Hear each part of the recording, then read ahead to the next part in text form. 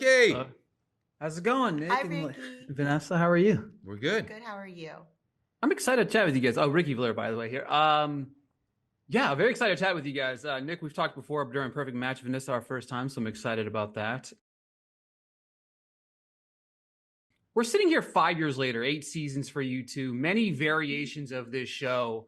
Vanessa, what do you think caused Love is Blind to become this kind of cultural phenomenon? Well, if I knew the answer to that, I would be the best producer in all of television. But I will say, in having talked about it with Nick and kind of like dissecting all the ins and outs, it comes down to the one simplistic thing, which is what actually got us excited about doing this in the first place in 2018. Everyone wants to be loved for who they are. I want to look at him and go, gosh, when all of the makeup is peeled off and all of the issues I have with my family and all of the, mistakes I've made in my life, I just want to know that Nick loves me for me. He loves the good and the bad with me. He loves the messy and the tidy of me. And everybody in the world wants that.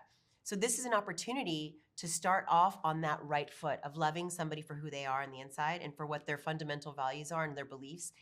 Then, of course, there are layers. Some people lean on the physical a little. Some people lean on the economical a little. Some people lean on their family and friends. You start integrating that into your relationship and navigating that. And that is what makes it really entertaining for us as the audience and hosts to watch, because we question how we would navigate it and what we would want. And so, again, I wish I knew, because we would have so many hit shows and my kids would be set for life with, whatever inheritance. But just to be a part of one that has just really been so simplistic in finding love, and to be a part of it from the beginning is truly humbling and awesome.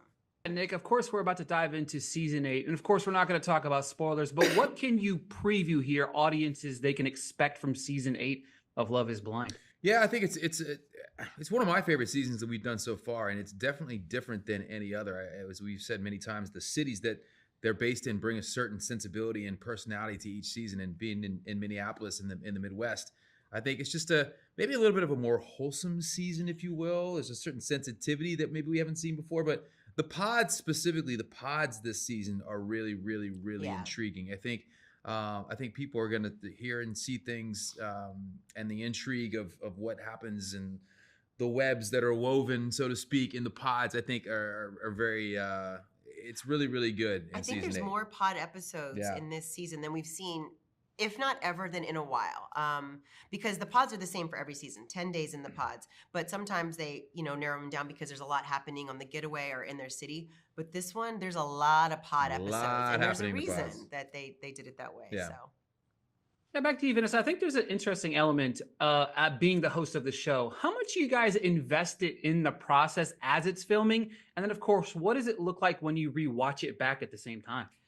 So season 1, we were extremely invested. We were in Atlanta for almost all of the 8 weeks it was being filmed, and we were invested in the individuals. We were invested in the couples. We were there every step of the way, from their courtship to their apartments to the getaway. We were even at the getaway with them, to meeting their families.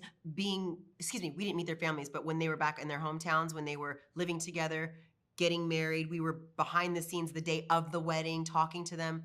So we were very invested in season 1, and then realized, this is about their journey. And so the rest of the seasons, we meet them when we intro the pods, and we are just like the fans. When we watch the episodes, we are just as invested. Yeah. We know a little bit from the producers when things are happening, because obviously we're curious and we text them, how's it going? What's going on? When we get to, Minneapolis, how many couples we looking at? But we don't know anything about their love story. So we get to watch it with fresh lenses, just like you guys. Yeah, we're the hosts of the show, but we definitely are like a totally engaged audience as well. I mean, we're as into it and as interested as anybody else out there watching it. Thank you, guys. That's my time. Really appreciate your time today, guys. Thank you so much. Thank you, man. Much. Good to see you. Good to see you, Ricky. See you guys.